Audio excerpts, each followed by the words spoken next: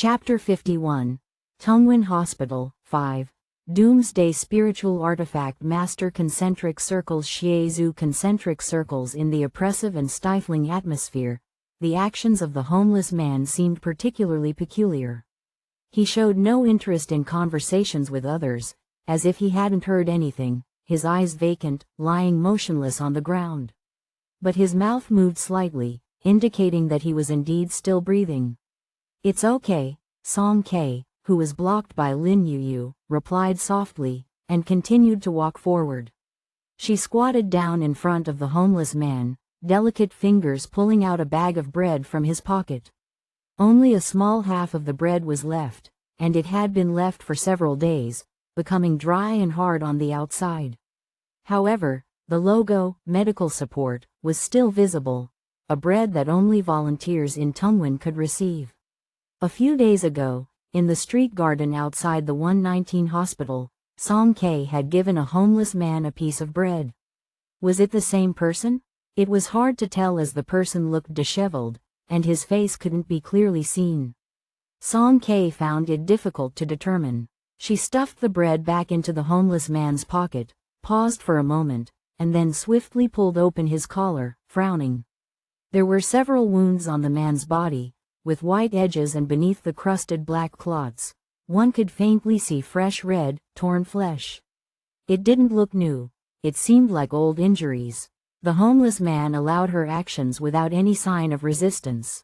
He glanced at her through his messy hair, his eyes devoid of much emotion. Bluish decay lines appeared on his cheeks, but he remained conscious. Song K was momentarily stunned, a vague and inexplicable mist of familiarity lingering in her mind. This man felt like she had met him somewhere before. The security team finished checking the others and turned to the homeless man. They noticed Song K crouched on the ground and hesitated. They had just witnessed Song K, like a god of death, wreak havoc in the zombie tide, and it made them a bit apprehensive. Song K stepped back, making way for them. A young team member scanned the homeless man with a radiation meter, looking puzzled. Level 1, Mild symptoms? The displayed value on the device was lower than that of typical mild symptoms, almost no different from a normal person. After finishing up the final matters on the high wall, Zhuang Qingyan arrived late and found Song K gathering with others. "What's going on?" He saw people gathered and casually asked. Song K returned to his side. With the crowd around, speaking wasn't convenient. She simply placed her forearm on the back of the wheelchair, leaned close to Zhuang Qingyan's ear, and spoke softly. "That person is very strange." Zhuang Qingyan slightly leaned his body, cooperating with her whispered words. His almond-shaped eyes narrowed slightly as he looked at the homeless man, observing carefully upon hearing her words. The security team members were still perplexed. "How do we handle this? The wounds haven't worsened." "Hey, do you need to be taken to the hospital?" Someone nearby chimed in. "Are we sure he was bitten by a zombie? Could it just be decaying wounds? His readings are quite normal." "He hasn't been bitten," a woman in the corner exclaimed shakily. The remaining people in the room had managed to escape the zombie attacks through sheer luck, but they were still terribly frightened. The sudden outburst of the woman immediately caught everyone's attention. "I'm not lying. This man is a monster. The zombies don't bite him. Get him out of here, now." The expression of the security team members was one of doubt and astonishment. Could it be true? The homeless man lay nonchalantly at the door. How could zombies not bite him? "It's true, I saw it too," murmured another elderly man with white hair. "The zombies don't bite him, not a single one. They just pass by him. Pass by." He would never forget the scene just now. The gruesome and evil zombies suddenly rushed in, their foul fangs crazily biting into people. Everyone panicked and fled in all directions, except for the homeless man lying on the ground. The zombies didn't even spare him a glance as they passed right over him. After repeatedly confirming the witnesses' accounts, the security team members didn't dare to be careless. One of them grabbed the homeless man by the collar and pulled him up from the ground. "Hey, stop pretending to be dead, get up and talk," explain the situation properly. The homeless man was handled roughly, his head swaying along with the movement. He muttered something like a buzzing mosquito. Just kill me. What did you say? I said, kill me, he laughed hoarsely, using his finger to point at his own forehead. Like just now, bang, blow my brains out. His voice was despairing, indifferent, lacking any will to survive, just wanting to end it all quickly. Song K straightened her back and softly exclaimed, "Ah, it's coming back to me." She realized where the strange feeling in her heart came from. Fool's Wharf, Aunt Ching. The state of this homeless man was similar yet dissimilar to Aunt Ching from back then. Similar in the sense that both were bitten by zombies, their bodies undergoing mutation, but after a certain period, they didn't degenerate into zombies, and they even retained their clear consciousness. The differences were also evident. Aunt Ching had almost completely decayed. From the outside, she looked like a zombie. But this man had very few, almost no signs of mutation. Could someone be bitten by a zombie and not turn into one? If that were the case, then perhaps everyone's assumptions had been wrong all along. Song K couldn't comprehend this and asked Zhuang Qingyan about her doubts. Zhuang Qingyan scrutinized the homeless man from head to toe, a barely perceptible smile playing at the corner of his mouth. Remember when I said that most people bitten by zombies are assimilated into zombies due to the contaminated radiation impact, causing a surge in their magnetic fields? I remember. Song K nodded and followed his line of thought, suggesting another possibility, but there's a very small, extremely low probability of a passive awakening. As she spoke, she paused. There was an exceedingly rare chance that someone who had been bitten by a zombie might awaken as an ability user. Could it be possible? The homeless man was an awakener? Could there be an awakener like him who didn't kill zombies, didn't take on missions, and didn't even want to live properly, only desiring a swift death? That's not all. There's another possibility, Zhuang Qingyan said calmly. The scenario you're assuming now is that he was bitten as an ordinary person, right? Song K nodded. Zhuang Qingyan dropped a deep water torpedo of a question, but what if he had awakened before being bitten? Song K. She was left speechless by the revelation. Zhuang Qingyan smiled. Of course, this is just my speculation. If we want to confirm, it will take some time. While the two were speaking, they kept their voices very low, and only a few people like Xu Xing and Lin Yuyu overheard the discussion. Even Xu Xing and Lin Yuyu, composed as they were, showed signs of astonishment. Song K, leave him. Let me observe him for a few days. Why, leave? Zhuang Qingyan pondered for 2 seconds, then moved his wheelchair forward and approached the security team members. Gentlemen, I have a suggestion. The security team members looked at him with awe. Mr. Zhuang, do you have any advice? I wouldn't presume to offer advice. Zhuang Qingyan gestured towards the homeless man they were holding, but there should be other empty rooms around here, right? If you're not sure, you could isolate him for now. If the zombification worsens later, we can handle it then. That makes sense. A young security team member scratched his head.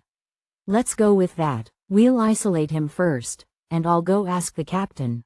The group found an empty cargo warehouse, tossed the homeless man inside, set up access restrictions, and just before closing the door, the security team member looked at Song K and others. Do you all have anything else? Zhuang Qingyan spoke. We'd like to have a few words with him. You go ahead and attend to your duties. The security team member glanced inside. Oh, okay. Remember to lock the door when you leave. Only Song K and her 4 companions remained on the scene, along with the homeless man lying on the ground. Zhuang Qingyan's wheelchair circled around him. The man was like a dead fish, lying motionless on the ground, completely non-violent and non-cooperative. Zhuang Qingyan smirked, instantly changing his mind. He decided not to communicate with him. Let's go, let him be for a few days. Song K stayed put. She couldn't quite put her finger on the specific feeling, but if this homeless man was the same one she had encountered in the street garden a few days ago, then his change in condition was quite drastic. The homeless man from back then, though downcast, would at least compete with pigeons for food, indicating a glimmer of survival instinct. Now, he seemed utterly defeated, longing for a quick death. Song K walked into the room and once again squatted in front of the homeless man. "Have you encountered something?" The near-lifeless homeless man finally reacted, turning his disheveled head in her direction and grumbled irritably, "I say, have you people eaten your fill?" Song K's good intentions were met with an unkind response. She pursed her lips, and the dimples on her cheeks appeared slightly indented. The homeless man's gaze lingered on her face for a second, then he averted his head and closed his eyes, showing no further interest. He lay down on the ground, completely motionless. 2 days later, at the 119 hospital, the 3 part-time workers, V587, were once again sitting in a row, basking in the sun during their lunch break. Taking a break together in the corridor had become their routine during this period. Today, Song K didn't push her coolies, Lin Yu and Su Cha, too much.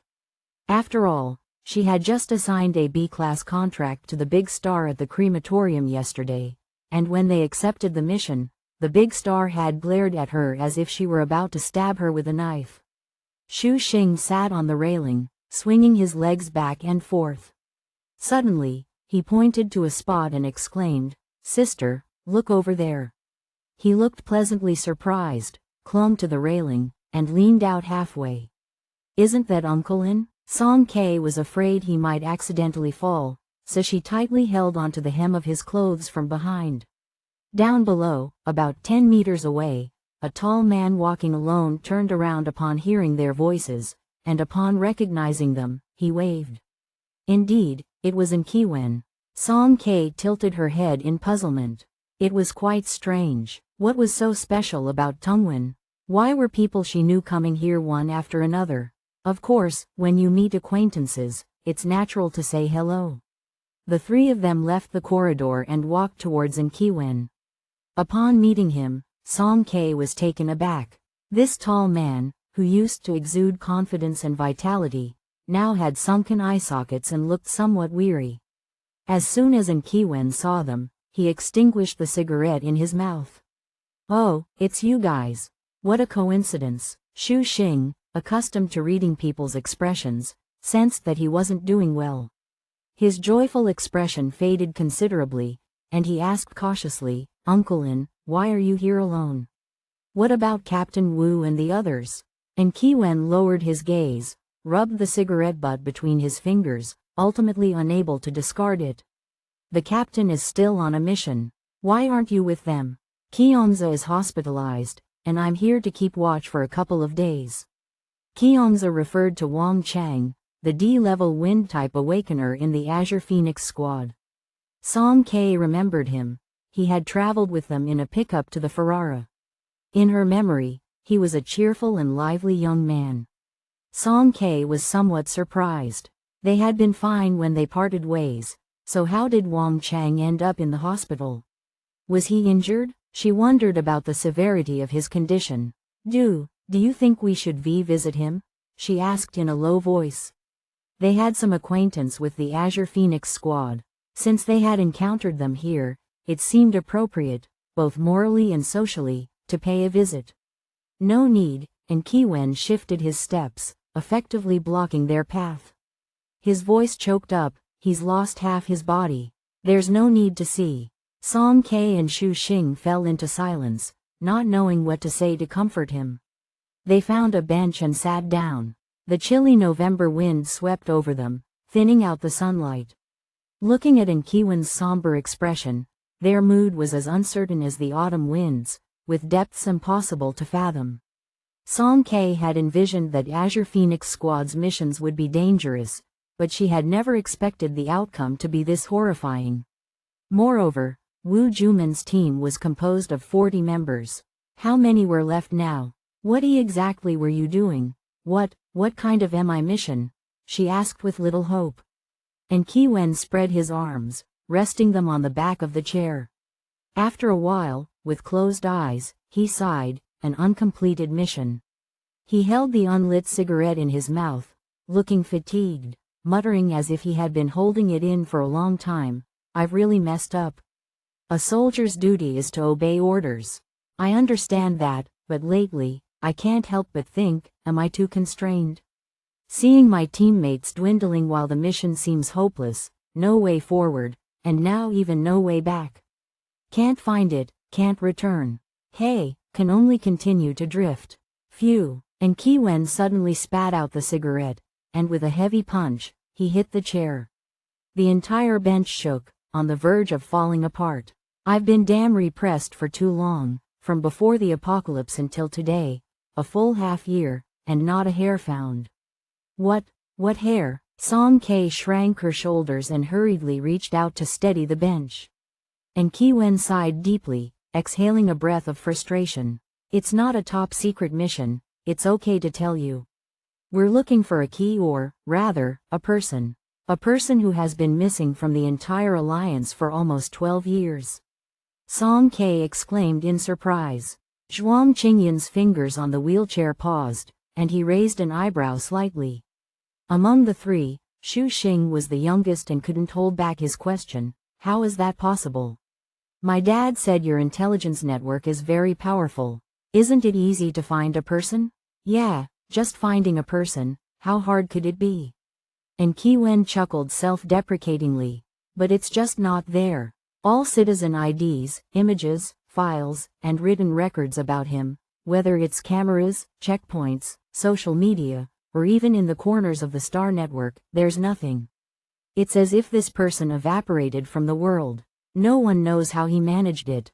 Sometimes I even suspect, did he die a long time ago, so there's no information. Only the dead can erase all traces. Is there absolutely no clue?" Song K couldn't help but ask. "There is," and Kiwen said, opening his eyes. "The only clue, there's only a blurry image of him at the age of 15 and a name." "Who is he?" "His name is Xie Zhou." And Kiwen brought up the projection on the terminal. "This is the only image he left before he disappeared." The three looked at it with curiosity. In the projection, the teenager had black hair and dark eyes, with rebellious brows and eyes.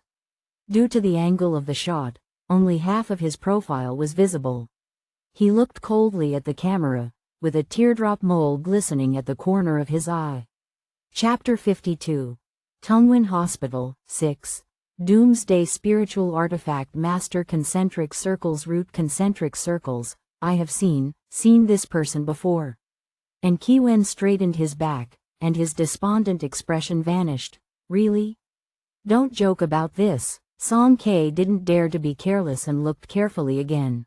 Although she wasn't certain if it was the same person, she had indeed seen someone similar. Really, very much alike. And Kiwen's first reaction was astonishment. After calming down, doubts filled his mind. Was it really this coincidental? Could it happen every time like this? During their time in Hua City, when Wu Juman needed to repair T-014, Zhuang Qingyun, the Advanced Weather Simulation System maintenance technician, happened to show up. Although he did eventually fix T-014, proving his words and barely dispelling their suspicions, now again, Song K said she had seen Xie Zhan, who the Azure Phoenix squad hadn't found for half a year. Continuous coincidences, either it was fate or someone orchestrating it. People from the Azure Phoenix never believed in fate. So, who was manipulating everything behind the scenes? If it wasn't for him personally taking Song K and Xu Xing out of F-177 district, and Kiwen might have suspected the origins of the two a long time ago. But after Song K said, "seen," her expression remained calm, showing no signs of lying or guilt. And Kiwen hesitated. Could it be she had really seen him? Song K didn't think too much about it. She gazed at the blurry and distant image named Xie Zhan. It was said that the youth was only 15 at this time, and his indifference had already begun to show.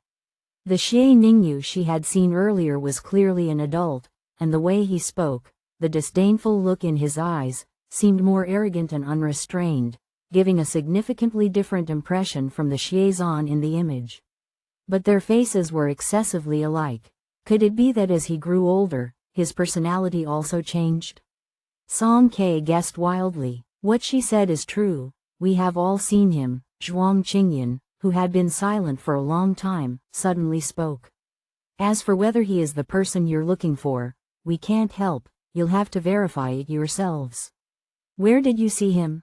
And Qiwen inquired. Ferrara, Zhuang Qingyan answered. And Qiwen repeated softly, Ferrara, indeed, the intelligence is accurate. Song K provided another valuable clue. Not only him, but also his friend. Xie Ningyu appeared at the same time as Lu Xinglan.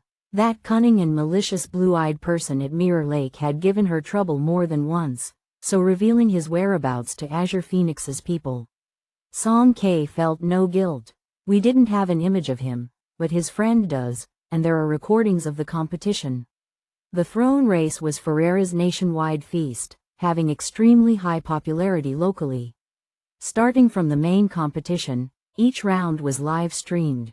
As long as they followed this clue, the Azure Phoenix squad would find the man with a teardrop mole in the corner of his eye.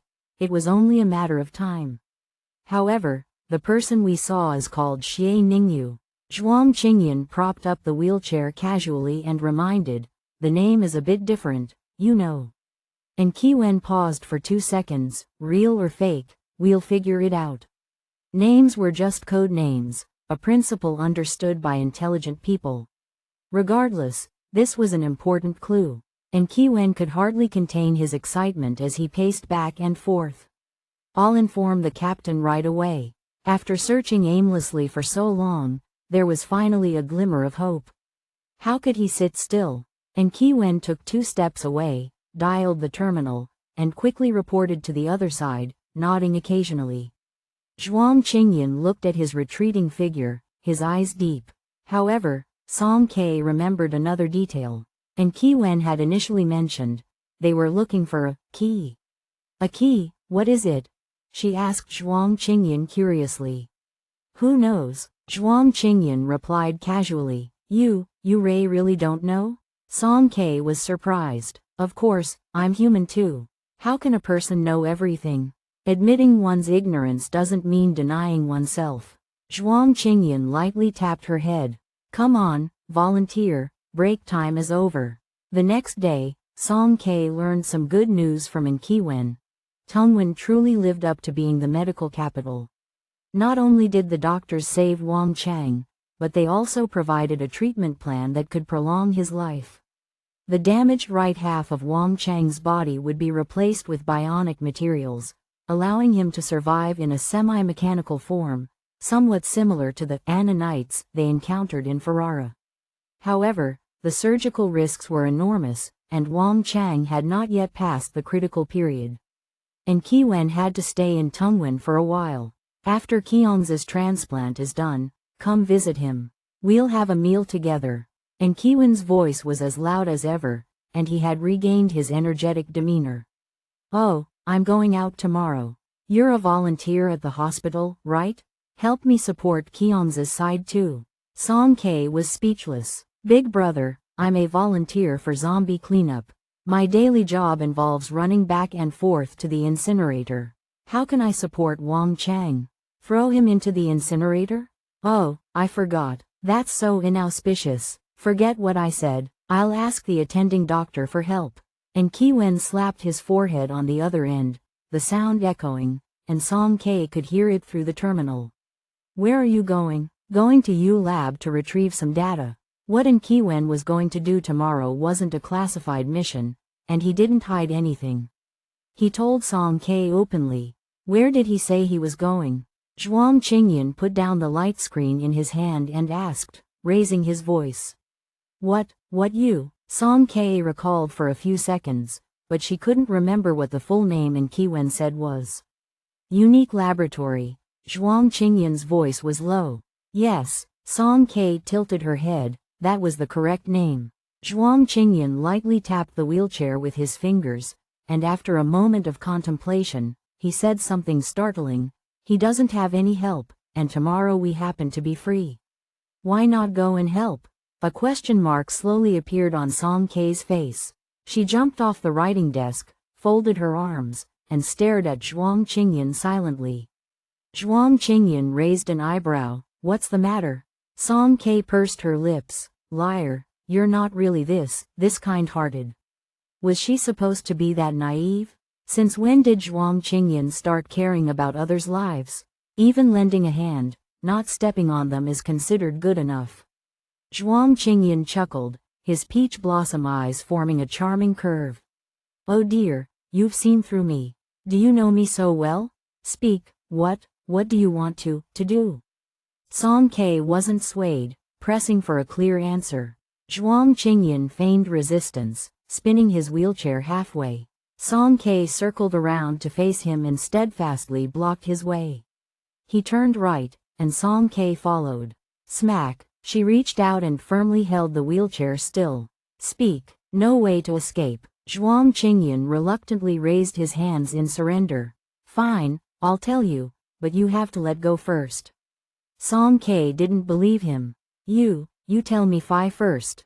U-Lab is promoted as an independent laboratory to the public, but in reality, what? Few people know that it's a suborganization Qinglan uses to research special biological entities.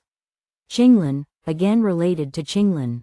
No wonder Zhuang Qingyan was so concerned upon hearing the name. So what do you want? Song K remained puzzled, for two reasons. On one hand, I want to know what Nqiwen is retrieving. After all, I am affiliated with Qinglan, so it's understandable, right? On the other hand, this incident also reminded me, the homeless man in Luo shelter wasn't willing to talk, right? Some things in U-Lab can make him talk. Don't look at me like that, it's legitimate. Is it dangerous to go there? Song K, as the captain of V-587, naturally had to consider the safety of her companions. Yes, the risk rating for U-Lab before the apocalypse was H, high risk zone. As for now, I'm not sure. A special laboratory, researching bizarre biological species and conducting illegal experiments like gene fusion. Before the apocalypse, it was a restricted area with a high degree of confidentiality. Zhuang Qingyan couldn't be sure what the things inside had turned into now. He thought for a moment and cautiously spoke, but since Nqiwen dared to go alone, the Azure Phoenix must have cleared things beforehand. No need to worry too much. If it was really dangerous, Nqiwen wouldn't act alone, and he even had the leisure to communicate with Song K, showing no signs of nervousness. Then shall I ask him? Song K reached for the terminal. Wait, Zhuang Qingyan cleared his throat lightly. Since it's about helping, how about leaving a little surprise for him? Surprise? Are you sure it's not a shock? Song K secretly complained, finding Zhuang Qingyan's casual suggestion quite unexpected. Her fingers slid and she accessed another communication. Since the mission seemed a bit challenging, she decided to get some more help. The so-called coolie was, of course, meant to be ordered around. After all, one shouldn't make oneself suffer when they can make others do it. The next day, Nqiwen, dressed in a sharp combat suit, glanced at the sleeping Wang Cheng through the visiting window and walked out of the 119 hospital. As he stepped out of the main entrance, he stopped after a few steps. On the opposite street, 5 people, some sitting and some standing, turned their gazes towards him. This was a team that, even if one couldn't discern their rank, was definitely not to be messed with. A tall woman stood leaning against the shade of a tree, her appearance dazzling. She was delicately laughing, covering her lips. Beside her was a tall, wild man, his eyes lowered, exuding a restrained aura of danger. His taut muscles could erupt into combat at any moment, appearing to be a formidable opponent. In front of the two, a handsome young man sat in a wheelchair, tilting his head slightly as he chatted with a girl with shoulder-length black hair. At the very front was a 10-year-old boy, his fingertips surrounded by 2 sparkling snowflakes, thoroughly enjoying himself. Upon seeing him, Xu Xing immediately put on a smiling face. Uncle An, we're here to help. And Nqiwen couldn't help but exclaim, oh, the tone fluctuating melodiously, resonating deeply. Well, if you're helping, just help. Did everyone need to come together like this? U-Lab Laboratory. The location of this laboratory had already moved beyond the scope of Tungwan and was situated at the outskirts of a nearby D-grade city, a semi-underground high-tech building with a white hemispherical surface, completely sealed walls, revealing no details from the outside. And Kiwen, bypassing the outer defense alert, arrived at the side with a few people. The personnel inside retreated after the apocalypse, but many experimental samples and equipment couldn't be taken away in time. It took some effort to clear them. Be careful when you go in. What, go in? Song K tapped along the wall but found no gaps. They didn't consider using the main entrance. Given the security level there, it was impossible to open it unless the latest heavy weapons from the Alliance were used for a continuous bombardment for a day and night. However, the material used for the walls of U-Lab was also peculiar. And Kiwen had mentioned on the way that it had an automatic repair function. There were faint traces of smoke residue on the surface, but no breaches could be found. And Kiwen took a particle cannon from his shoulder, a half-smoked cigarette dangling from his mouth, his expression relaxed and casual. Step back a bit, be careful not to get hurt. Song K and the others obediently stepped back 2 paces. And Kiwen stepped on a step, aimed the hyper-particle cannon at the wall, and the crimson light gradually condensed. In the next second, it shot out. Boom! The cannon fire blasted open the side wall, creating a hole a few meters wide. As the rubble flew, purple lightning followed closely, weaving into a dense web, firmly holding the breach and preventing it from bouncing back temporarily. It was Kiwen's ability, controlled quite skillfully, with no energy leaking out. Come in, hurry. The group entered one after another. The laboratory was cold and sterile, with glaring white spotlights, bright glass corridors, and a lingering chemical smell in the air. Staying in such an environment for a long time could easily make a person feel dizzy and disoriented. And Kiwen, after entering, had an unusually serious expression. Stay close to me, and whatever you do, don't wander around. Although most of the dangers had been removed, caution was still necessary. The group moved forward along the spacious corridor. Because it was too quiet, they could even hear each other's footsteps. The rooms on both sides were mostly messy, with numerous capsule storages of various sizes and shapes, most of them vacant. Occasionally, projection texts and images of certain experiment processes flashed across the electronic screens. Experimental subject number: RYH9001 biological prototype. Anura, alien toad experimental record. February 15, 40 NE, 54th gene fusion failure target status. Deceased experimental subject number: PJK9321 biological prototype. Lamprey, parasite experimental record. July 22, 44 NE, successful parasitism. July 29, host deceased target status. Deceased experimental subject number: SFP2056 biological prototype. Lepidoptera, vertical striped poisonous moth experimental record. December 24, 45 NE, radiation levels stable. Recommend continued observation target status. Alive Lin Yu grew paler as she ventured further in. The experiment data and the remnants of images were too disgusting. In just a short distance, she had accidentally seen frogs with 2 heads and over a dozen legs, funnel-mouthed 7-gilled eels, and numerous grotesque images, making it impossible to distinguish the original insect species. This place was truly a nightmare for those with trypophobia.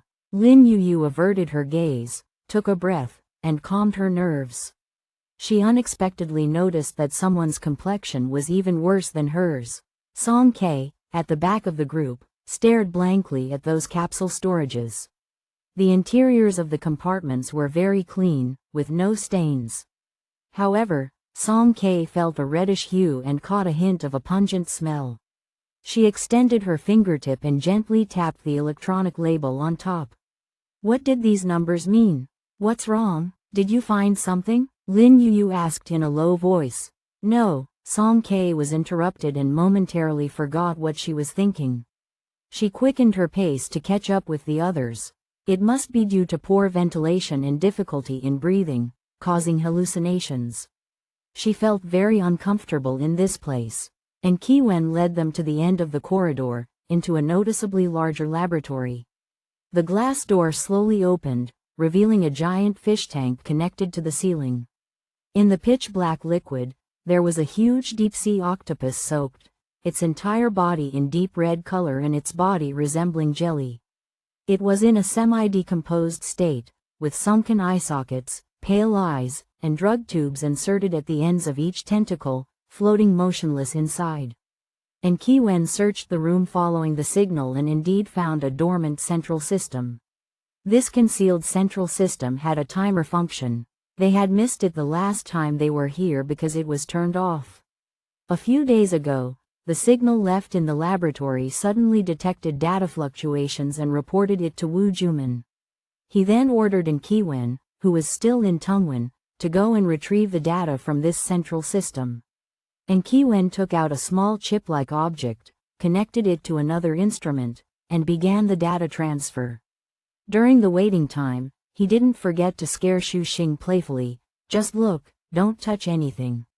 Be careful, it might move. Shu Xing, being timid, immediately clung to Song Kei's thigh, acting as a mobile accessory, keeping his eyes tightly shut throughout, too afraid to open them and look. And Kiwen chuckled twice and stopped joking. The data retrieval took about 10 minutes. After it was done, they retreated along the corridor and returned to the initial fork. So far, they had only explored about half of the entire laboratory. However, the expressions of everyone present were not very pleasant. Just by deducing from the current scene, it was clear that U-Lab was conducting prohibited biological experiments. Why did the Alliance allow such a black laboratory to exist? This time, and Kiwen chose the left path. This path was evidently more difficult to traverse. The ground was littered with debris and fragments, and one could easily step on gravel and shards of glass if not careful. And Kiwen explained, "We don't have authorization. Last time we came, the captain had to force his way through the door." "What's this?" Lin Yu stopped, and in front of them was a tightly closed metal door. Highly glossy and with smooth lines, the access control system was firmly attached to the door, emitting a flickering light. The electronic eye automatically scanned everyone passing by, capturing various heat sources and displaying them in red characters. Recognition failed. Recognition failed. No access. This is a hidden door. We checked the 3D map, and this should be the central control of the entire laboratory. Unfortunately, we can't open it. And Kiwen placed the signal source on the door, but the screen didn't show any fluctuations.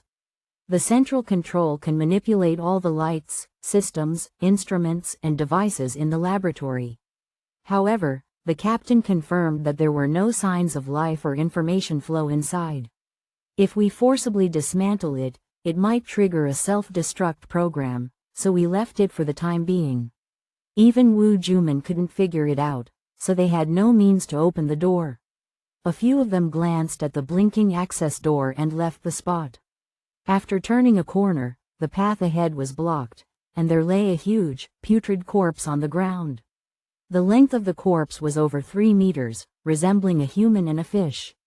It had strange webbed hands and feet, gray-white eyeballs staring lifelessly, and horrifying sharp teeth in its mouth, capable of easily tearing an adult apart.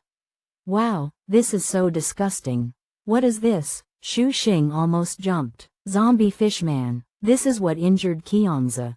And Kiwen's expression turned cold, and his purple lightning ability crackled around him. "Don't worry, it's already dead. We had to evacuate in a hurry and couldn't deal with it at the time," he reassured Shu Xing. Song Kei and Zhuang Qingyan were okay. Their acceptance level had visibly increased after facing such challenges. Su Cha seemed quite composed. The one who couldn't bear it the most was Lin Yu. She held her nose, took a few steps back, looking disgusted. "Su Cha, deal with it quickly." Su Cha took a couple of steps forward, flipped out a dagger from his palm, and stabbed the fish person's head. The residual impure blood oozed out. Just then, the dagger lit up with a faint dim light, and the fishman's body gradually corroded, turning into a liquid and eventually disappearing on the spot. And Kiwen clicked his tongue twice, his gaze stopping at the black snake tattoo on Sucha's back, and suddenly everything made sense. People from the rainforest, no wonder. While everyone circled around the fishman's body, Zhuang Qingyan's wheelchair slid back, and he alone returned to the tightly sealed door. He rested his chin on his hand and stared at the door in place, expressionless, for a while. Suddenly, he let out a light sneer. Zhuang Qingyan raised his head slightly, staring directly at the door. The silver access control aimed at his pupils. Capturing biological information, the electronic eye automatically checked the iris data. The central system rapidly calculated for 2 seconds, and then, green characters lit up. Recognition successful. Route, Chapter 53. Tongwen Hospital, 7. Doomsday Spiritual Artifact Master. Concentric circles. A big moth. Concentric circles. What are you doing? The moment the secret door opened, Song Ke appeared behind Zhuang Qingyan like a ghost. The two people's gazes collided unexpectedly. After a few seconds, Song Ke turned her head and glanced at the open door. In the mysterious silence, Zhuang Qingyan's heart beat a bit faster. At a time like this, as long as Song Ke shouted, and Kiwen and the others would be attracted over. Although he hadn't done anything guilty, he couldn't explain the current situation at all. Song Ke hesitated for a moment, didn't shout or scream, just looked at Zhuang Qingyan quietly, and stared at him. Then she subtly turned on her tiptoe and moved to the doorway, blocking Zhuang Qingyan's figure perfectly. You, hurry up, Song Ke urged softly. Zhuang Qingyan smiled slowly. Anyway, Song Ke had chosen to stand on his side, even though it wasn't said out loud. In that moment just now, there was a strange understanding flowing between them. Zhuang Qingyan seized the time, flashed into the dark room, glanced around, and indeed, as Kiwen had said, it was just an ordinary control center with nothing noteworthy, let alone any forgotten important information, top secret data, and so on. However, the control center controlled the access system of the entire laboratory. The logs of visitors stored in different areas were interconnected, and one could still find some traces of the people who entered and exited U Lab over the past decade. Zhuang Qingyan unlocked the panel, rapidly inputted the commands with his fingertips, and deleted all the data from the access control. Then he surveyed the area, picked some equipment that could be taken, and stashed them all into his space. The silver wheelchair slid out silently, the secret door closed slowly, and Song Ke leaned against the wall, staring at him without blinking. Zhuang Qingyan nodded, all done. Song Ke didn't ask what he had done inside.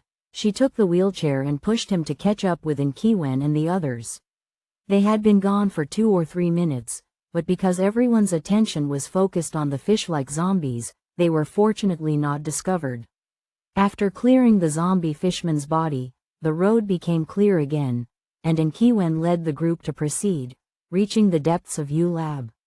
After leaving the cold and oppressive research lab, the light suddenly brightened, and before everyone's eyes was a glass conservatory. It was hard to imagine that in such a grim and eerie place like U Lab, there was a dreamlike transparent garden. Artificial sunlight from the top freely poured in, brightening and warming up the room. The garden was lush with vegetation, fresh air, and the display cabinets on both sides held many intact insect specimens, vivid and lifelike. The last set of data, once it's copied, were done, and Kiwen connected the chip to the cabinet-like instrument and began the data transfer. The mission was about to be completed. He relaxed his nerves, rubbed his neck, and stretched the tense shoulders. Uncle An, what kind of machine is this? Shu Xing asked as she approached. It's a visitor systems information cabinet. Inside are all sorts of miscellaneous data. We'll take it back and see if it's useful or not. Oh, Shu Xing responded obediently. He turned his little head, looking left and right, curious about everything but refraining from reaching out. The little guy was quite smart. How could he touch things randomly here? It was portrayed that way on television, with stupid cannon fodders breaking things or accidentally touching something, only for a super-powerful monster to come out, leading to everyone's demise. He was not that kind of idiot. Xu Xing's gaze fell on a specimen inside a display cabinet. There was a giant insect specimen, seemingly a kind of moth based on its appearance. Its grayish-white antennae were thick and short, with pitch-black compound eyes. The spread-out wings were covered in brown and black scales, with brush-like ripples around, making it dizzying after a while. Xu Xing blinked. Just now, the large moth specimen seemed to have moved. He rubbed his eyes in disbelief and then his eyes widened slightly. He hadn't seen it wrong, it moved again. Xu Xing shivered, subconsciously wanting to grab his sister's leg. But when he raised his head, he realized that Song Ke was pushing Zhuang Qingyan a bit away from him. He didn't dare to run around, so he settled for the next best thing and tugged on An Qiwen's sleeve nearby. "Uncle An, that specimen is moving." The garden was extremely quiet. Not only An Qiwen but also the others heard Xu Xing's warning. Song Ke looked alert, looking at the glass walls, the control desk, and the display cabinets one by one. There were too many. There were at least 1,000 specimens here. Which one was Xu Xing referring to? Soon, everyone figured out which one it was. A giant flapping moth with a body length of over 45 centimeters flew up leisurely. As it flapped its wings, a flurry of fine powder drifted down from the air, resembling a gentle rain. Vertical striped poisonous moth, female. "Don't inhale those dust," Zhuang Qingyan quickly warned, "they are all its eggs." The faces of everyone turned grim, hurriedly covering their mouths and noses. But an even bigger crisis was yet to come. After the mother moth appeared, countless young moths flew out from the corners of the walls, the control desk, the cabinets, and even from the shadows of the trees. They had extremely bright and vibrant colors, yellow-green, yellow-brown, with long hair covering their tarsal joints. They looked fuzzy, but combined with the grayish-white, they presented an obvious zombified appearance, far from being cute. They could be described as creepy. Zhuang Qingyan quickly recited a series of numbers, SFP-2056. Song Ke was puzzled at first but then lightning fast recalled the capsule warehouse they had just passed by. Experimental subject SFP-2056, the Lepidopteran vertical striped poisonous moth. According to the last experimental record, it was still alive. So, this mutated poisonous moth was hiding here and using the glass garden as a warm bed to hatch its larva. Zhuang Qingyan's reminder was correct. Those flying all around were definitely not dust but its parasitic eggs. It was utterly disgusting. Su Cha's dagger was swift and precise, killing one larva with a single swipe. However, there were simply too many of these mutated insects, and they couldn't be killed off. Lin Yuyu's extraordinary singing ability was nearly useless in this situation. Every time she opened her mouth, she would inhale a multitude of bugs. Luckily, they had 2 awakeners capable of causing a group damage. Xu Xing unleashed a blizzard, while An Qiwen was surrounded by a surge of purple electricity. Their abilities covered the garden, and a brilliant light filled the air. However, the larvae were like wildfire, cut one down, and another immediately took its place, becoming more and more numerous. No one knew how many eggs this poisonous moth had laid. There were countless little creatures dancing wildly in every direction, blocking their vision with a bright yellow color and muffling their hearing with the sound of flapping wings. Soon, they couldn't see each other clearly. A terrifying moth disaster had arrived. "Focus on capturing the big ones," and Qiwen gritted his teeth and shouted these 3 words. He controlled the lightning to shuttle through the larva swarm, attempting to find the culprit, the mother moth. The idea was correct, but doing this was as difficult as finding a needle in a haystack. Song Ke pushed Zhuang Qingyan towards Xu Xing and An Qiwen. The 2 of them, by continuously releasing their abilities, barely managed to create a vacuum zone, temporarily preventing the larva from coming closer. Then she faced the surging wave of larvae and ran her fingers over the control desk. A blue light burst forth, and in her palm, a peculiarly shaped spiritual weapon took form. Looking at the lower half, it resembled a long-handled halberd, flat and straight in structure, with a horizontal blade edge and a vertical hilt. However, the upper half was vastly different, featuring a hooked iron mesh with countless tiny barbs and blades, which were extremely sharp. Holding this iron racket, Song K rolled and moved towards Enkiwen. "Lend me some ability." Without a second word, Enkiwen released a dark purple thunder snake, tightly coiling around the mesh. On the surface of the spiritual weapon, the interweaving blue-purple energy glowed. With a single push from Song K, she jumped onto a counter, swinging the iron racket in the air. Crackling sounds filled the air as the larvae that hit the iron mesh were first caught by the barbs and blades, then roasted by the lightning. The powerful electric currents lit up along the mesh, and the smell of burnt protein filled the air. The larva's bodies were instantly charred, falling like raindrops. Holding her homemade electric racket, Song K jumped and danced around the garden. The swarm of larvae seemed to sense the danger and huddled together, trying to evade. However, they couldn't escape. With crackling sounds, a large number of them were electrocuted. The chaotic scene, after this action, suddenly became absurd and comical. Enkiwen encountered an awakener with this kind of style for the first time. His eyes widened in astonishment, forming a complete circle. Countless thoughts piled up in his mind, ultimately condensed into a sentence. "Oh my goodness, impressive, really impressive." After a thorough cleanup of a large number of larvae, Song K finally found the hiding mother moth. The massive poisonous moth was lurking above them, circling around the artificial light sphere and continuously dispersing parasitic eggs. Song K swung her electric racket and fiercely struck towards it. The purple lightning and barbs emitted a dazzling light. The poisonous moth leapt into the air and skillfully evaded the attack. Song K pursued, striking in the opposite direction. The mother moth agilely evaded, and the mesh brushed against its wings. It received an electric shock and got pricked, causing half of its body to shiver, yet it didn't fall off. "Not good, it's resistant," Zhuang Qingyan said with a grave expression, throwing out a terrifying speculation. Quote! Song K was shocked. She almost forgot that this poisonous moth was an experimental subject. Yu Lab had undoubtedly conducted various modifications on it. Since it managed to survive, its genes had definitely mutated, perhaps more than once. The electric racket was too large. It was better suited for group attacks, and using it against the mother moth alone made the target too obvious. Moreover, Enkiwen's lightning ability had minimal effect on it. Song K thought for a moment and shouted, "Shao Xing, freeze it." Shu Xing, with a serious expression, nodded vigorously.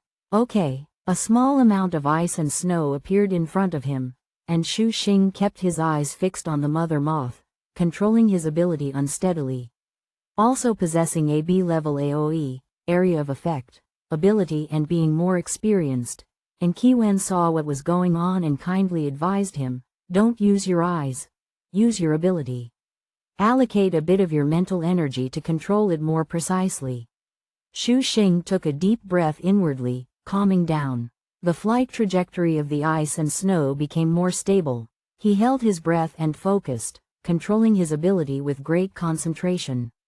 In a swift movement, he teleported near the poisonous moth, and the ice and snow broke into tiny ice crystals, some landing on its wings. The movements of the mother moth showed a slight delay. It was only a moment, but it was a rare opportunity. How could they eliminate it in one go? Among these people, one possessed the strongest ability to obliterate the evidence. Song K's mind raced, and she extended the iron flail back towards Su Cha. "Lend me some ability," she said. Su Cha hesitated for a moment, then without refusal, placed the dagger on the spiritual net. A dim green light poured out. Song K smoothly borrowed the ability and leapt into the air. The blue-green racket swung heavily towards the mother moth. The mother moth had just been frozen by Shu Xing and struggled desperately. It flew upwards, about to escape the attack range. With a flick of her wrist, Song K extended the length of her spiritual weapon, and the poisoned mesh hit its body squarely. Splat! A pungent corrosive odor filled the air. The mother moth, from its abdomen to its wings and antennae, was eroded inch by the toxic liquid, turning into black viscous fluid. Success! The larvae lost their leader, and in a headless and aimless manner, they attacked persistently, but they were no longer a threat. Taking advantage of this opportunity, Song K transformed several more electric rackets, attaching in Kiwen's abilities, and distributed one to each companion, starting to deal with the moths in the garden. Crackling sounds filled the air as the green and yellow larvae piled up on the ground, gradually reaching the height of everyone's ankles. After spending some time cleaning up, the garden finally fell completely silent. And Kiwen had already completed the data retrieval, and the murky air was no longer suitable for lingering. Song K and the others withdrew. There were still some unexplored areas in U-Lab, but Kiwen's mission was only to retrieve data. Since that was accomplished, there was no need to continue staying. The others were also not particularly interested. Just thinking about it, apart from the various strange experimental creatures, there was nothing else inside. They were, however, very interested in the iron rackets Song K had transformed. K-Air, you're really something. How did you come up with this?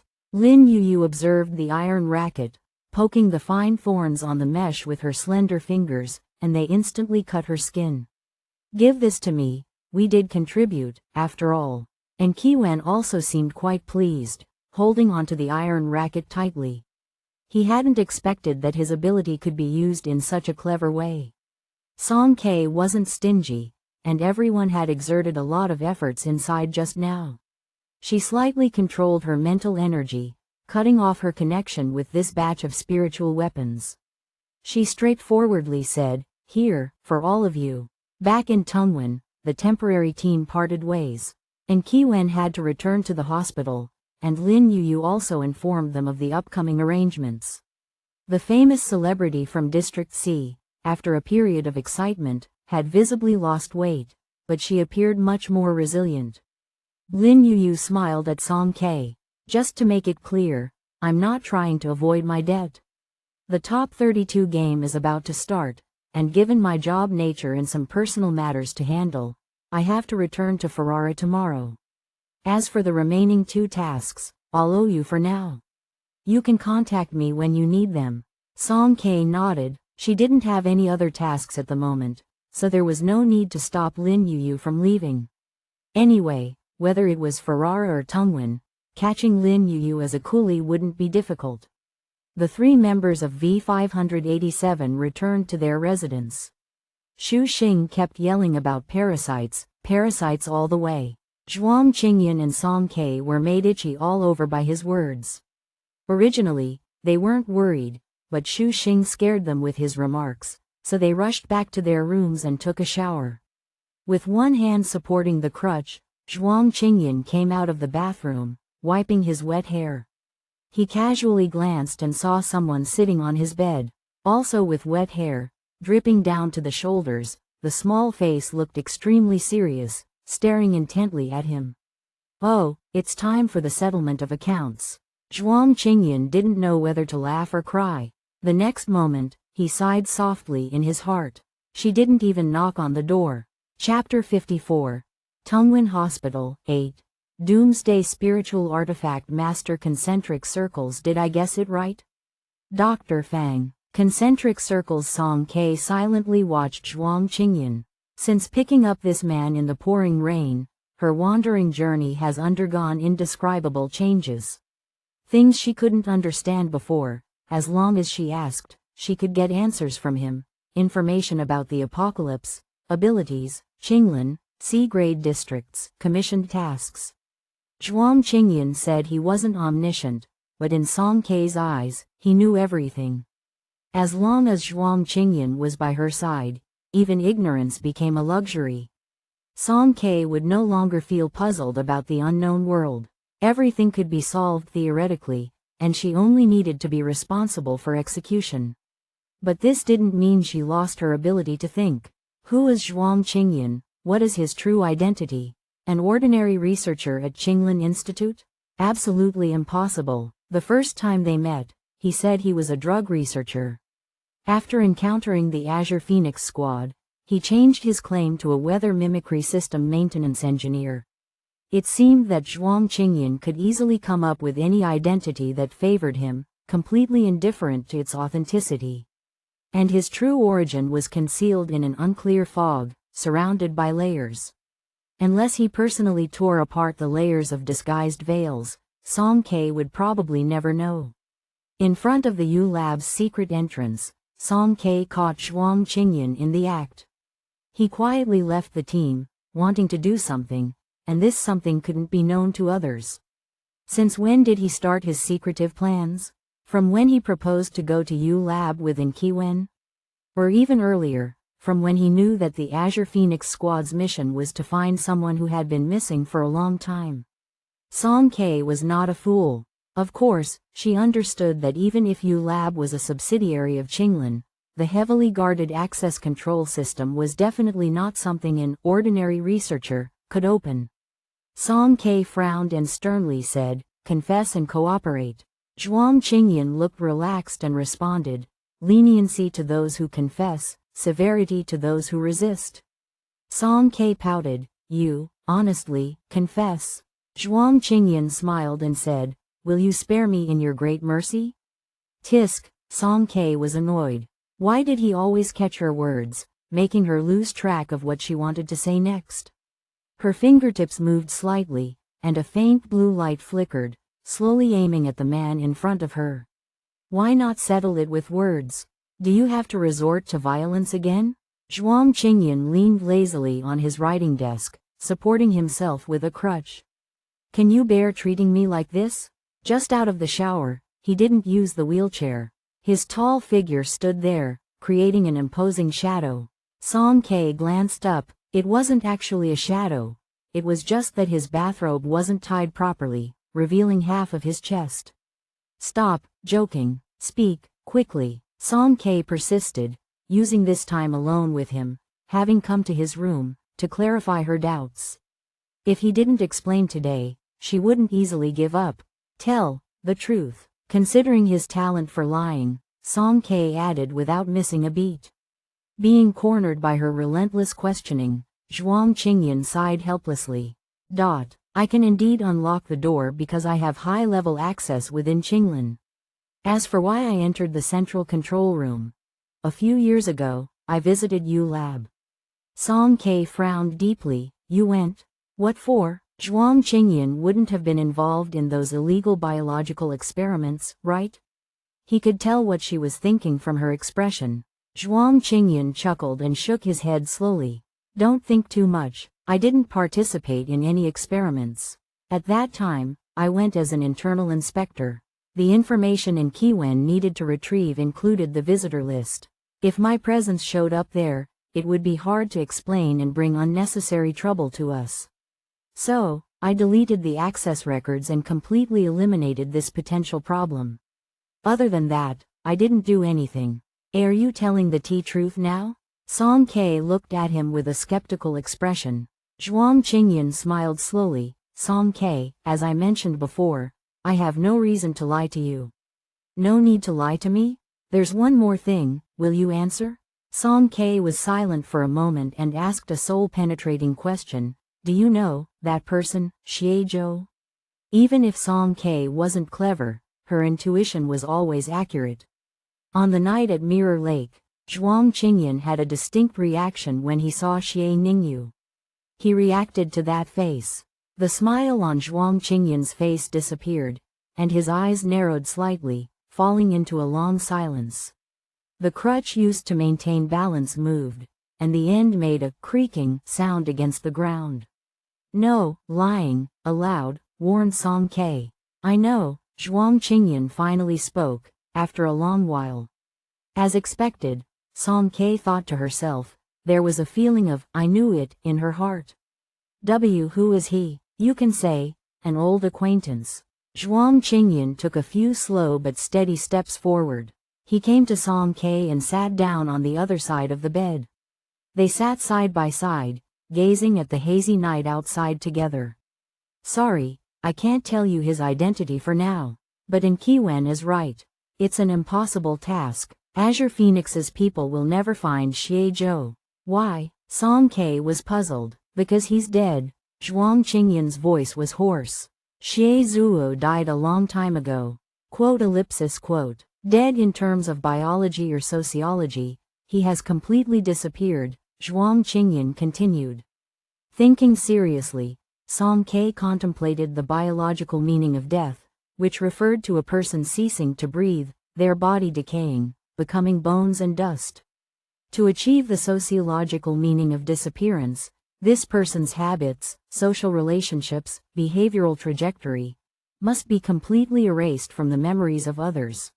Why did he die? Because someone wanted him dead, or rather, he had no choice but to die. Xie Zhou lived each day facing endless pursuit, Zhuang Qingyan explained. Pursuits, forced to die. Every word spoken by Zhuang Qingyan carried a certain cruel meaning. Song Ke couldn't help but fall silent. She remembered that stunning image, that defiant youth. Did he ultimately not live to adulthood? So, as an acquaintance of Xie Zhou, what was Zhuang Qingyan feeling now, knowing everything? Song Ke's gaze fell on Zhuang Qingyan's hand hanging by his side, where the veins protruded, seemingly indicating the speaker's fluctuating emotions. Following up the arm, she looked at the bangs falling down, covering half of Zhuang Qingyan's face, leaving the other half unusually cold. Song Ke asked cautiously, "Are you okay?" Zhuang Qingyan remained silent, looking back at the young girl sitting in front of him. Song Ke's eyes were clear, showing concern as she gazed at him. Zhuang Qingyan moved his fingertip and revealed an extremely cold smile. Song Ke, if someday I'm hunted by the entire alliance, if everyone wants me dead, what would you do? Quote. Song Ke didn't speak. Would you save me? Zhuang Qingyan reached out, gently touching her cheek, applying a little pressure, creating a dimple there. Would you? He lowered his head, staring into Song Ke's eyes, still pursuing the question, insisting on an answer. They had known each other for so long, and this was the first time Zhuang Qingyan had voluntarily come so close to her. Song Ke felt a mix of emotions, a complex feeling that was hard to describe. She tilted her head back, moving away from his palm. No, I wouldn't. Zhuang Qingyan, having received the answer, smiled slowly, his deep eyes sparkling with wisdom. Smart child, remember, no matter what trouble you encounter in the future, preserving yourself should always be the top priority. Song Ke's lips moved slightly, wanting to say something, but ultimately held it back. Her grandfather had said to her, "Live well," so she had to take care of herself. Their gazes met, and after a few seconds, they looked away, tacitly changing the subject. What did you get from the CE Central Control? Song Ke asked. Zhuang Qingyan retrieved a small device from the space. An ability measurement device. It looked somewhat similar to the black box they had used at the Fool's Wharf with Wu Juman, but Zhuang Qingyan's was orange and appeared more delicate. Song Ke reached out, wanting to touch it, but quickly withdrew her hand. Won't it break? She asked, still bearing a psychological shadow. It's an L-type, a common popular style on the market. It won't easily break, though it couldn't compare to the fully functional R-grade or the widely used P-grade by Awakener bases in District C. The L-type ability measurement device was the best-selling among these models due to its portability. Song Ke felt relieved. Following the device's instructions, she placed her hands on the measurement port. The precise instrument scanned her body, various colored lines surged, and it eventually stopped at the A mark, the energy value maxed out. Too bad, it can only measure up to A level, Zhuang Qingyan expressed regret. Curious, Song Ke asked, can this make the homeless man speak? They had been to Luo's shelter twice in the past few days, and no matter how they asked, the homeless man showed no willingness to communicate. Wait for me another day. We'll have a few more bargaining chips, Zhuang Qingyan said. The next day, at the 119 hospital. Wearing a tan-colored vest, Song K took advantage of the lunch break and started wandering aimlessly like the Mountain King. She first went to find Xu Xing. The little guy had now moved on from running errands in the 8th floor pharmacy and had been promoted to a zombie cleaner on the 13th floor, with the same job as Song K. He earned a net of 180 alliance coins each day. Even though there were endless zeros in his terminal account, and the work of a volunteer was even more exhausting and grueling, Xu Xing didn't seem to mind at all. He did the job quite happily. Xiao Xing, come over here. Song K found Xu Xing lazing around at the nurse's station. He, being a sweet-talking little guy, often won the hearts of the nurses and got stuffed with various snacks in his pockets. So, Song K knew exactly why he always burped when he got home. Seeing Song K, Xu Xing's face lit up, and he skipped over. Sister, are you looking for me? Song K nodded. Yes, let me show you a treasure. The two of them went to an empty corridor, and Song K grinned, pulling out an ability measurement device from her spatial storage. Let's play WI with T this. What, isn't this what Captain Wu uses to measure abilities? Xu Xing frowned, remembering his embarrassing past of losing control. This one's advanced, Song K solemnly persuaded him. Reluctantly, Xu Xing agreed and embraced the instrument, placing his fingers on the measuring port. The lines on the screen went up and down, finally stopping at the B mark, surpassing it by quite a bit. Wow, impressive, Song K applauded enthusiastically, giving him face. Hee hee, Xu Xing scratched his head and excitedly suggested, Sister, let's go find Dao Dao and have her measured too. Children will always be children, with their imaginative thoughts.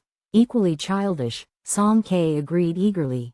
The two of them set off with the measurement device to find Dao Dao. Dao Dao wasn't as cooperative as Xu Xing.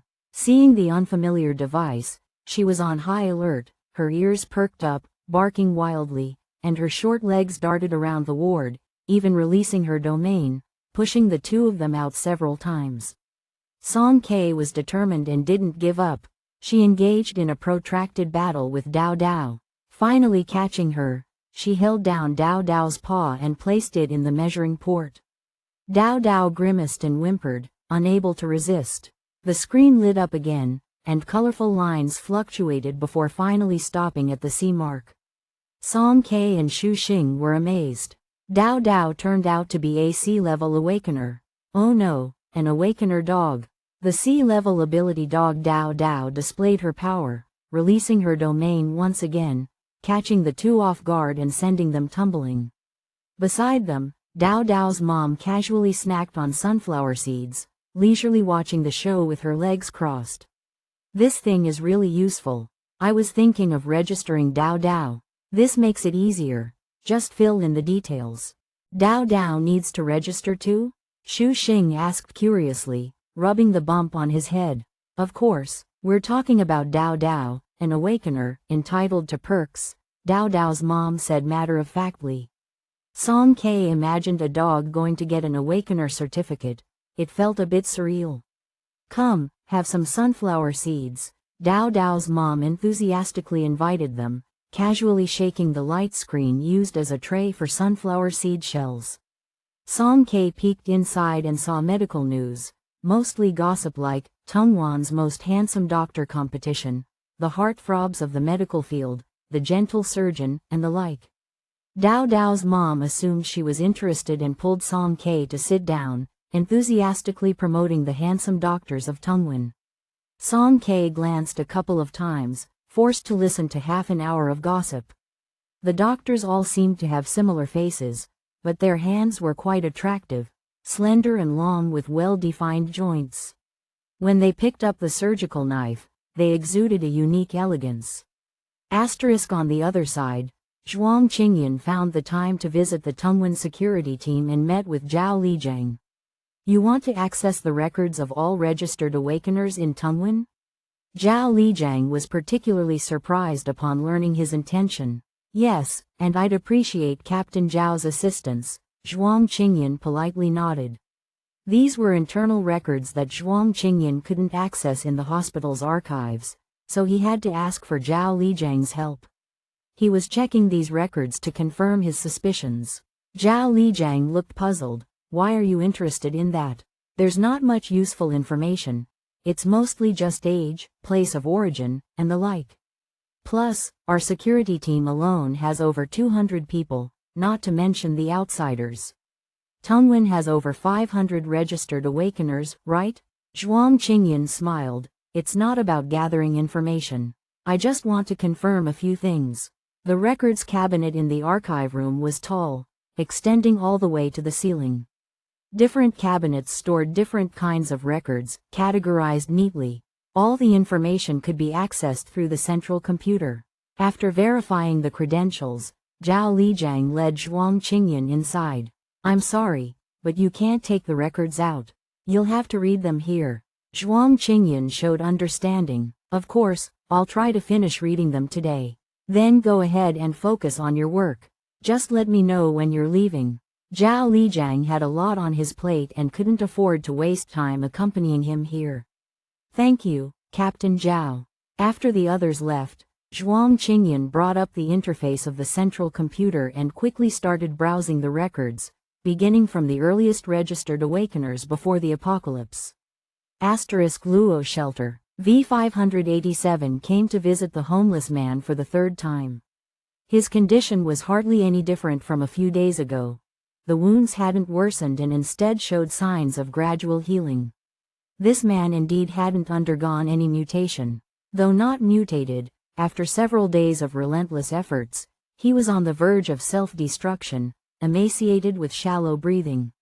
Just from his unkempt appearance, he looked even more like a zombie than a zombie itself.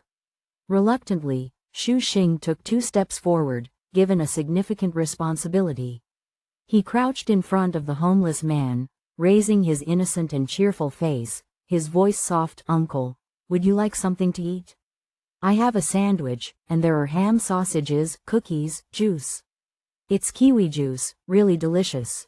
He thought that children could at least somewhat break down the other person's defenses, but the homeless man remained lying on the ground, unmoving. Xu Xing was completely ignored, and the curly hair on top of his head tilted unwillingly. Suppressing his frustration, he continued to persuade, Uncle, if you encounter any difficulties, you can tell my sister. She's really nice, and we can help you. The homeless man slowly turned his head, leaning towards the other side, seeming to find Xu Xing annoying, and waved his hand like shooing away a fly. Xu Xing held back for a moment, then couldn't hold it anymore and shouted, Hey! Why are you such a dog? Calling you a dog is an insult to Dao Dao. You're even worse than a dog. At least dogs react. Can't you say something? This time the homeless man reacted. He made a faint HMPH sound from his nose. Xu Xing threw the bread and juice, almost exploding with frustration, his irritable nature exposed. I'm talking to you, can't you have some sense? You're this old, is it interesting to seek death? Can't you have a bit of dignity? Getting on my nerves, you're getting on my nerves, you bad old man. ! Quote. Xu Xing panted heavily, turned around, and saw Song Ke gaping at him, staring blankly. It was the first time she had truly seen him lose his composure. Xu Xing, QAQ oops, forgot that big sister was right there. Sob, defeated, Xu Xing stepped back, and Zhuang Qingyan's wheelchair stopped in front of the homeless man. The man didn't pay any attention, not even bothering to lift his head. Zhuang Qingyan stroked the patterns on the blanket and spoke in a calm tone. You're not a vagrant. You weren't born to be this desolate. You were born in Tungwen, a renowned city of medicine. You grew up in a well-off family, with a gentle and considerate personality. You grew up without any illness or worries. You progressed into a respectable and prestigious profession. You once had youthful aspirations and became an outstanding figure in your industry. Your family life was exceptionally happy, and you enjoyed the admiration and envy of others. You lived this way for over 30 years, accustomed to it, until the apocalypse arrived. The apocalypse not only destroyed the entire world but shattered you. You faced a devastating blow, which can be termed as a catastrophe in your life. From then on, you faltered. You abandoned the past glories, relinquished the glamorous identity. You lost beloved family and dear friends. Your life turned into a mess, and you felt helpless, so you could only escape. Whether as a drifter or a beggar, you no longer cared about anything, just wanting to die quickly, isn't that right? Song K was astonished. She didn't know what information Zhuang Qingyan had gathered these days or what preparations he had made. He summarized the first half of this homeless man's life in just a few simple sentences. Although the man lying on the ground remained unresponsive, Song K distinctly noticed his back tensing, and his fingers curling up. Right, his fingers. That was another aspect that caught Song K's attention. She noticed unintentionally that this homeless man had a pair of hands that could be considered works of art. Different from his disheveled appearance, although his fingers were stained and dirty, filled with grime, the bone structure, as well as the lines of the joints, were the most exquisite she had ever seen. You wanted to die, but you couldn't easily die because you had awakened. Zhuang Qingyan seemed like the most merciless judge, delivering each word with cold, ruthless sentencing. In a deathly silence, the homeless man's breath gradually quickened. Do you know how I figured out that you're an awakener? There are many ways for a person to die.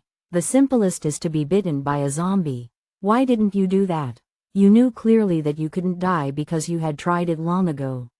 You tried but couldn't succeed. So you became even more despondent, resorting to the foolish method of starving yourself. Or more directly, you let someone shoot you dead. Zhuang Qingyan took out the ability measuring device from his space. He wrapped a tissue around his hand and forcibly placed the homeless man's hand on the measurement port. The homeless man had been fasting for several days and couldn't resist at all. Diddy.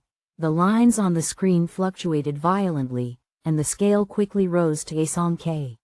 No way, this person was actually an A-level awakener? Nowadays, you can pick up a homeless person on the street casually, and they're already an A-level awakener?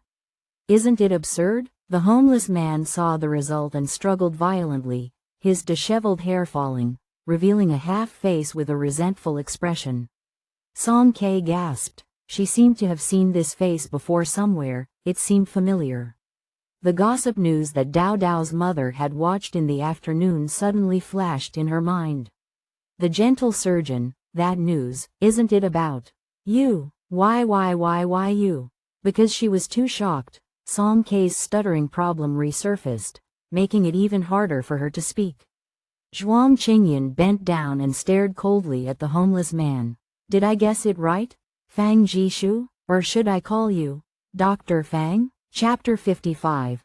Tongwen Hospital, 9. Doomsday Spiritual Artifact Master Concentric Circles. I want to kill a person. Concentric Circles. Fang Jishu, at the age of 37, was a chief physician with a medical doctorate. He was the head of the surgery department at Tongwan's 119 Hospital, and an honorary professor at several top-tier hospitals, including the 123 Hospital and the 137 Hospital. He was renowned as the ultimate conqueror of difficult and critical cases, a genius surgeon acclaimed in District C. The myth he created in the industry remained unbroken to this day. Every surgery he performed had a 100% success rate. This was the information about Fang Jishu that Song K had glimpsed in passing from a news snippet. If one were to delve into the illustrious career and legendary feats of this individual, it would likely take up an entire 3-page screen, and even the always decisive and efficient Lu Ning regarded him as the idol of his professional career. No one could have imagined that this former star of medicine would fall to this extent, like burnt-out decayed wood, awaiting complete erosion. Zhuang Qingyan's repeated provocations caused the seemingly lifeless figure to react. Fang Jishu broke free from his restraints and awkwardly crawled a few steps, managing to sit up halfway after turning over. "Who the hell are you?" he asked, disheveled and sneering. "How big of a grudge do you have against me? Going to such lengths to investigate me?" Song K looked up sharply. He didn't deny it. he admitted to being Fang Jishu. Dr. Fang, you're overly suspicious, Zhuang Qingyan said, wiping his fingers clean with tissue one by one, smiling slightly. We have no prior acquaintance, naturally no grievances. I was also surprised when I found out about your identity. Overly suspicious? Fang Jishu chuckled, his eyes sharp through the messy hair. Since we're strangers, are you so bored? Do you have to interfere in whether a stranger lives or dies? His voice lacked strength, but his words were dripping with mockery. Don't call me doctor, I'm not worthy. As for the compassion to save lives, you are the greatest saints and saviors of this century.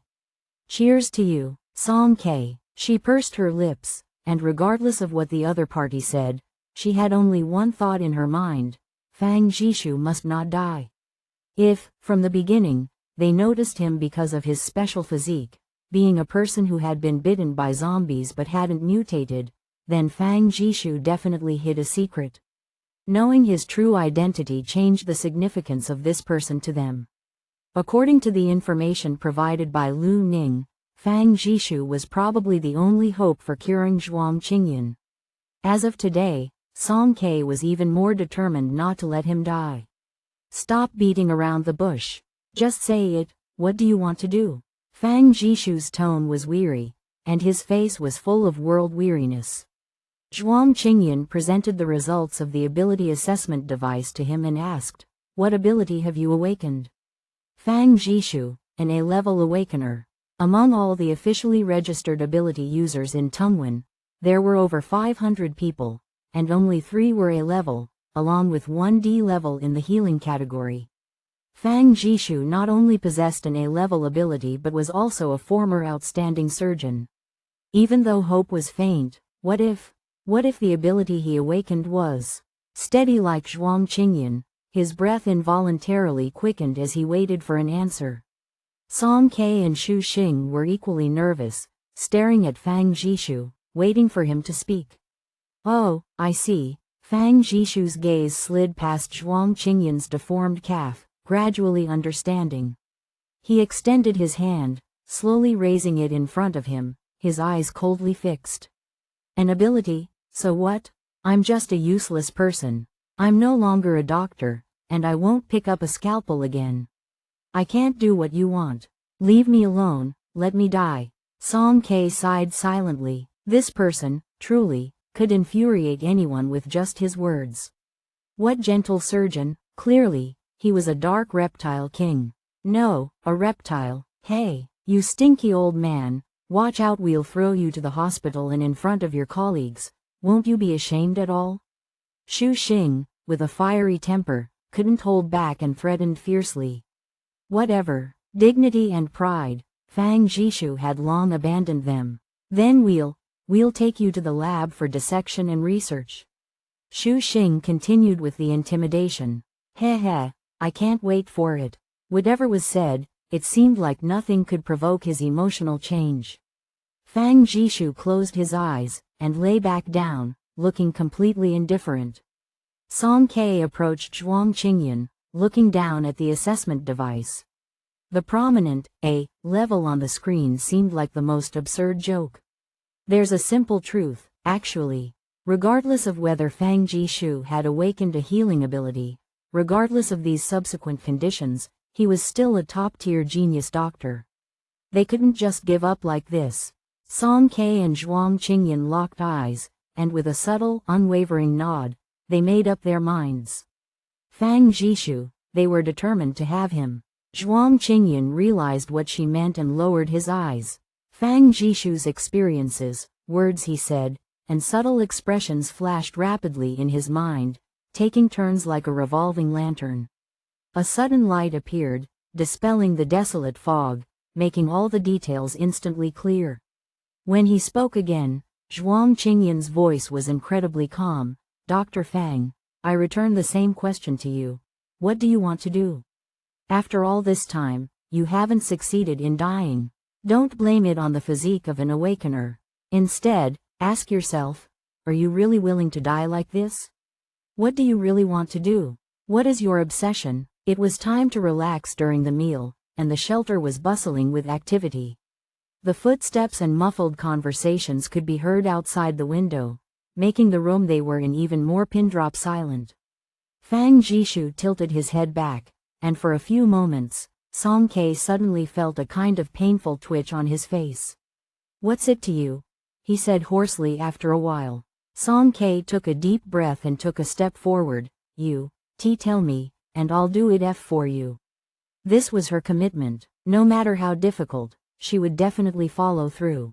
"Just with you all?" Fang Jishu half opened his eyes, looking disdainfully at the three of them. One in a wheelchair, one with an unpredictable temperament, and the remaining one. Song K stood straight, her eyes burning. "Just me. I'm Song K, a level gold type, AP powerful and offensive type A awakener. Whatever why you want to do, I'll do it for you." The spiritual weapon transformed in her palm, gradually condensing into the shape of a willow leaf blade. Outside the window, there were exclamations as someone's mutation worsened, turning them into a zombie. Others were in a frenzy, knocking things over, and the screams for the security team could be heard intermittently. Just then, a freshly turned zombie jumped in through the window. Before it could show aggression, the sharp willow leaf blade pierced through its head, and the heavy body fell to the ground, the pale eyeballs facing Fang Jishu. Fang Jishu slowly sat up straight, then suddenly laughed, followed by increasingly manic laughter. His voice grew louder and louder. "Zombies, ha ha ha, what do zombies even matter? What do I want to do? I want to kill a person, a magistrate from District C, can you do it?" Song K's eyes widened slightly. "Can you do it?" Fang Jishu shouted hoarsely, the full extent of his grief and pain almost overflowing. He pounded the ground with his fist, leaving bloody marks on his joints. Song K remained silent, first glancing at Zhuang Qingyan's legs, then back at Fang Jishu. She crouched down, her gaze firm, staring straight into his eyes. "I can do it." Song K took Fang Jishu away. His intense emotions were only exposed for a moment, and then he quieted down. The last thing he said was, "Whether or not you can do it should not just be empty words. Let me see your abilities first." Regarding Song K's strength, Fang Jishu still had reservations and, therefore, was unwilling to reveal more of his secrets. However, there was some good news. At least he was no longer entirely fixated on seeking death. The sound of running water came from the bathroom. Zhuang Qingyan's wheelchair stopped at the door, and he communicated with Song K, who stood by the wall. "Sometimes I wonder, do you have some sort of collecting habit?" "Ah?" Song K looked puzzled. "You go out for a bit, and you bring someone back. How many times has this happened? Aren't you the same?" "I brought you back," Song K retorted. Zhuang Qingyan raised an eyebrow. "Can you compare me with them?" Quote. "They were all picked up. What's the difference?" Song K muttered to herself. Zhuang Qingyan's expression turned serious. "Are you really going to kill for him? This is probably the most difficult task we've taken so far. To reach the position of the magistrate, to rule over an entire sea district, none of them were good people. For instance, the super-artificial intelligence Ilya they encountered, or the magistrate of Tungwen, who single-handedly preserved peace and kept the entire C60 district intact. Moreover, Fang Jishu hadn't told them yet who the magistrate he wanted to kill really was. Song K didn't respond immediately, but thought carefully. "What are your thoughts on his ability?" Zhuang Qingyan shook his head. "It's hard to determine. He's tight-lipped." Song K remained silent and provided the answer in her mind. "If Fang Jishu can really heal your legs, I'll do it for him." The bathroom door suddenly opened, and Fang Jishu came out, looking at the two guarding the door with a mocking tone. "What's the matter? Regretting it?" He had washed his face, cut his hair, and even shaved, no longer looking untidy. He appeared much neater, with a height of around 1.75 meters, very thin, with sunken cheeks. One could vaguely see the former elegance from his facial features, but unfortunately, as soon as he spoke, that impression was completely shattered. "No, I'm not regretting it," Song K explained unhappily. Fang Jishu snorted and went to a room, falling asleep again. This person, Song K sighed. Shu Xing passed by while biting on a jelly, leaving a resentful remark, "I hate him." Shu Xing's hate list was updated again. His grudge notebook was filled with names. Counting from the beginning, the names were Lin Yuyu, Zhuang Qingyan, Su Chao.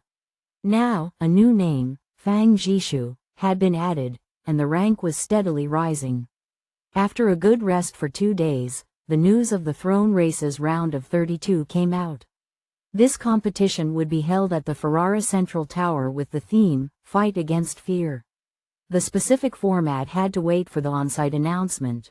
It was said that due to the lively ticket pre-sales, the organizers would use the most advanced holographic projection for real-time synchronized broadcasting. V587 should return to Ferrara as well. Starships in various districts were not operating, so they had to resort to the old-fashioned transportation method. They rented a private off-road vehicle and drove back on autonomous mode. Shu Xing held Song K's hand, bouncing around like on an outing, happily getting into the car. As soon as they got in, they noticed a person lying in the back seat. Fang Jishu was wearing a large cotton coat and pants, hands tucked into the sleeves, showing half of his head, soundly asleep. They had informed him yesterday that they were leaving this morning, and he hadn't shown any reaction. However, he came on his own. It seemed to be his style. In a day of 24 hours, he was fine with sleeping 25 hours if possible. Shu Xing's good mood was mostly ruined. He pouted and sat in the middle row, while Song K and Zhuang Qingyan got into the front seats. After driving for a while, the atmosphere in the car quieted down. Shu Xing's eyes slyly glanced around. Taking advantage of the inattention of the two in front, his fingertips moved slightly, and thin ice and snow flowed out silently, floating towards the back seat. After fighting in U-Lab, Shu Xing's ability control had improved. The clear and translucent frost first enveloped Fang Jishu's shoes and then gradually spread, connecting with the seat, freezing into ice lumps. Fang Jishu had slept in the same position for a long time and subconsciously turned over. However, his shoes were frozen solid, catching him off guard. His head was upside down, and his upper body fell crookedly to the ground with a thud, hitting the bottom of the car. He looked dazed and sluggish, half opening his eyes. Only then did he realize that his lower legs were completely immobilized, and ice crystals were falling off. Someone was playing a prank on him with abilities. Ha ha ha, Shu Xing laughed heartily, holding his stomach mercilessly. But he soon couldn't laugh. Fang Jishu didn't mind him at all. He took off his shoes, turned over directly on the ground, and continued to sleep in a daze. Shu Xing was dumbfounded.